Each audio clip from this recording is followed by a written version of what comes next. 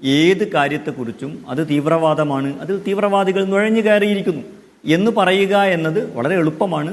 ഇതിൻ്റെ പേരാണ് ഇസ്ലാമോഫോബിയ. ഇതിൽ ഇസ്ലാമോഫോബിയ ആരോപിക്കുന്നതിൽ അർത്ഥമില്ല എന്ന് ഇടത് സഹയാത്രികൻ ഇവിടെ പറയുന്നുണ്ട്.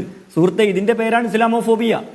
മുസ്ലിം പേരുള്ളത്, മുസ്ലിങ്ങൾ അധികമുള്ളത്, മുസ്ലിങ്ങൾ അധിവസിക്കുന്ന പ്രദേശങ്ങൾ. മുഹമ്മദ് വേളത്തിന്റെ ആരോപണം ഞാൻ ഒന്ന് ചോദിക്കട്ടെ. മോഹൻ മാസ്റ്റർ ഇത് പ്രസംഗിച്ചിട്ട് 2-3 ആഴ്ചയായി. തളിപ്പറമ്പ് ഏരിയ സമ്മേളനത്തിലാണ് പ്രസംഗിച്ചത്. അത് റിപ്പോർട്ട് ചെയ്യപ്പെട്ടു എന്നുള്ളത് ശരിയാണ്. പക്ഷേ ഇത് വലിയ തോതിൽ വിവാദമാവുന്നപ്പോഴാണ് കാന്തപുരം AP അബൂബക്കർ മുസ്ലിയാരുടെ കീഴിലുള്ള സമസ്തയുടെ കീഴിലെ യുവജന സംഘടനയുടെ കോഴിക്കോട് ജില്ലാ സെക്രട്ടറി ഒരു ഫേസ്ബുക്ക് പോസ്റ്റ് ഇടുന്നു. എന്താണോ മോഹനൻ മാസ്റ്റർ പറഞ്ഞത് അത് തന്നെ പോപ്പുലർ ഫ്രണ്ടും ജമാഅത്തെ ഇസ്ലാമിയുമാണ് ഇതിന് പിന്നിലെന്ന് ആരോപിച്ചുകൊണ്ട് അദ്ദേഹം ഒരു ഫേസ്ബുക്ക് പോസ്റ്റ് ഇടുന്നു. അതേ തുടർന്നാണ് ഇതൊരു വലിയ വിവാദമായത്. ഏറ്റവും ഒടുവിൽ ചില മാധ്യമങ്ങൾ NIA അന്വേഷിക്കാൻ വരുന്നവരോ വാർത്ത കൊടുത്തത്. അപ്പോൾ ഈ CPM ഉന്നയിക്കുന്ന ഒരു ആരോപണത്തെ ഇസ്ലാമോഫോബിക് എന്ന് നിങ്ങൾ പറയുമ്പോൾ കാന്തപുരത്തിൻ്റെ ആരോപണത്തെ നിങ്ങൾ എന്ത് വിളിക്കും?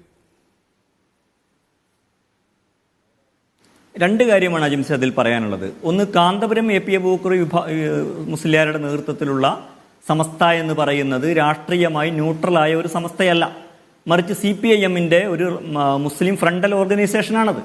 അത് ഇപ്പോൾ ഈ EK വിഭാഗത്തിലെ മറ്റൊരു ഫ്രാക്ഷൻ ഒക്കെ പോലെ തന്നെ CPIM-ന് ആവശ്യമായ രാഷ്ട്രീയമായ അന്തരീക്ഷം ഒരുക്കി കൊടുക്കുക എന്നതാണ് അവരെല്ലാ കാലത്തും നിർവഹിച്ചുകൊണ്ടിരിക്കുന്ന ധർമ്മം. അവർക്ക് ഒരു കാലത്ത് അരിവാൾ സുന്നികൾ എന്ന ഒരു പേര് തന്നെ ഉണ്ടായിരുന്നു.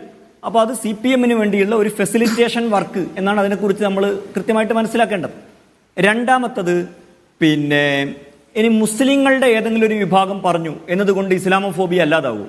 ഇപ്പോൾ ഒരു ദളിത് ഗ്രൂപ്പ് അല്ലെ ഏതോ ഒരു ദളിത് സമൂഹത്തിൽപ്പെട്ട ഒരാൾ ദളിത് വിരുദ്ധമായ പരാമർശം നടത്തിയാൽ, ഒരു സ്ത്രീ വിരുദ്ധമായ പരാമർശം നടത്തിയാൽ, ഒരു മറ്റേതെങ്കിലും വിഭാഗത്തിൽപ്പെട്ട ആ വിഭാഗത്തിൽപ്പെട്ട ആളുകൾ അവർക്കെതിരായ പരാമർശം നടത്തിയാൽ അവരുടെ വിഭാഗത്തിൽപ്പെട്ട ആളല്ലേ, പിന്നെ അതെങ്ങനെയാണ് ദളിത് വിരുദ്ധമാവുക, സ്ത്രീ വിരുദ്ധമാവുക എന്ന് ചോദിക്കുന്നത് രാഷ്ട്രീയമായി തെറ്റായ ചോദ്യമാണ് അജിംസ്. മറിച്ച് ആര് ചോദിക്കുന്നു എന്നല്ല. ഇനി മുസ്ലിം അല്ലാത്ത ഒരാൾ ഇസ്ലാമോഫോബിയക്ക് എതിരായിട്ട് പറഞ്ഞാൽ, മുസ്ലിം അല്ലാത്ത ആൾ പറഞ്ഞാൽ എങ്ങനെ ആന്റി ഇസ്ലാമോഫോബിക് ആവുക? ഇത് ഒരു വംശം കൊണ്ട് നിർണ്ണയിക്കപ്പെടുന്ന ഒരു കാര്യമല്ല. മുസ്ലിമായ ആളുകൾ വളരെ ഇസ്ലാമോഫോബിക്കായ നിലപാടുകൾ എടുക്കാറുണ്ട്, വളരെ ഇസ്ലാമോഫോബിക്കായ പ്രചരണങ്ങൾ നടത്താറുണ്ട്, പല കാരണങ്ങളാൽ അത്തരം പ്രചരണങ്ങൾ നടത്താറുണ്ട്. അപ്പോൾ ഏതെങ്കിലും മുസ്ലിം വ്യക്തികളോ, ഈ ചർച്ചയിൽ പങ്കെടുക്കുന്ന ഇടത് സഹയാത്രികൻ തന്നെ മുസ്ലിം പേരുള്ള ആളാണ്, എത്ര ഇസ്ലാമോഫോബിക്കായ അല്ലേ, മോഹനം മാഷി പിറകോട്ട് പോയി. ആ പിറകോട്ട് പോയിടന്ന് അദ്ദേഹം വീണ്ടും മുന്നോട്ടാണ് സഞ്ചരിക്കുന്നത്. അങ്ങേയറ്റം ഇസ്ലാമോഫോബിക്കായ ആരോപണങ്ങളാണ് അദ്ദേഹം ഈ മെക്സവനെതിരെ നടത്തിക്കൊണ്ടിരിക്കുന്നത്. അപ്പം മുസ്ലിങ്ങൾ പറയുന്നു അത് സംഭവിക്കും. ഞാൻ മുമ്പ് ഒരു ചർച്ചയിൽ പറഞ്ഞിട്ടുണ്ട്, ഹിറ്റ്ലർ ജർമ്മനിയിൽ നാസികൾക്കെതിരായ ഈ കണ്ട എല്ലാ ആക്രമണങ്ങളും നടത്തുമ്പോൾ അതിനെ പിന്തുണച്ച ജൂതന്മാരുണ്ടായിരുന്നു എന്ന് അന്നാ ഹാരന്റിനെ പോലുള്ള അത് പഠിച്ച ആളുകൾ പറയുന്നത് കാണാൻ പറ്റും. അതുകൊണ്ട് മുസ്ലിങ്ങൾ പറയുന്നുണ്ട് എന്നതല്ല, അത് രാഷ്ട്രീയമായി ശരിയാണോ, അതിന്റെ പ്രത്യാഘാതം എന്താണ്? അപ്പൊ NIA അന്വേഷണം നടക്കുന്നു. ജമാഅത്തെ ഇസ്ലാമിക്കെതിരെയാണോ അജിംസ അന്വേഷണം നടക്കുക? പോപ്പുലർ ഫ്രണ്ടിനെതിരെയാണോ അന്വേഷണം? എനിക്കറിയില്ല. ജമാഅത്തെ ഇസ്ലാമിക്ക് മുഹമ്മദ് വേളം അത് ഒരു മാധ്യമം റിപ്പോർട്ട് ചെയ്തതാണ്. അങ്ങനെ NIA അന്വേഷിക്കാൻ സ്ഥിരീകരിക്കപ്പെട്ടു എന്ന് ഇവിടെ ഒരു FIR ഇട്ടിട്ടില്ല. അജിംസയെ ആയിക്കോട്ടെ, വേണ്ട ഇങ്ങനെ ഓക്കെ, ഇത്തരത്തിലുള്ള വലിയൊരു പ്രചരണം നടക്കുന്നു. എന്നിട്ട് ഒരു പോലീസ് അന്വേഷണം, ഒരു കേന്ദ്ര ഗവൺമെന്റ് അന്വേഷണം നടക്കുന്നു. എവിടെയാണ് അന്വേഷണം നടത്തുക?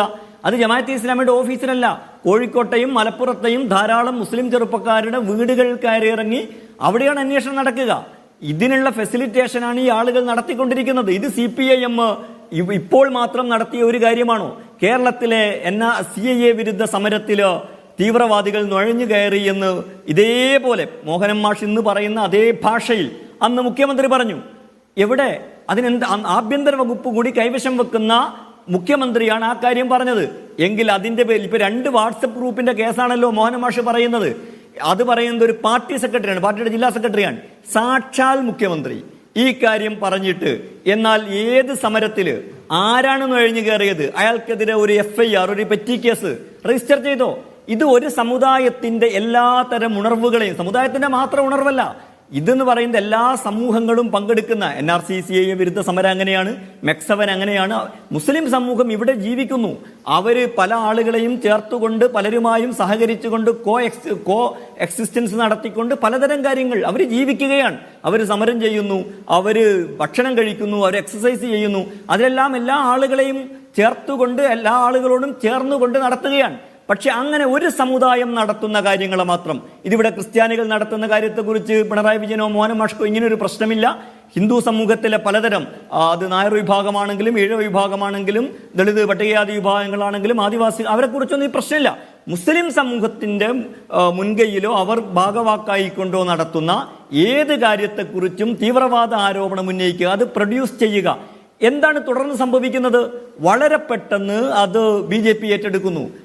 ദേശീയ നമ്മുടെ സംഘപരിവാർ അനുകൂല വലതുപക്ഷ നാഷണൽ മീഡിയ ഏറ്റെടുക്കുന്നു. അതിന് വലിയ റിസൾട്ട് ഉത്തരേന്ത്യയിൽ പ്രൊഡ്യൂസ് ചെയ്യുന്നത് ആരാണ്?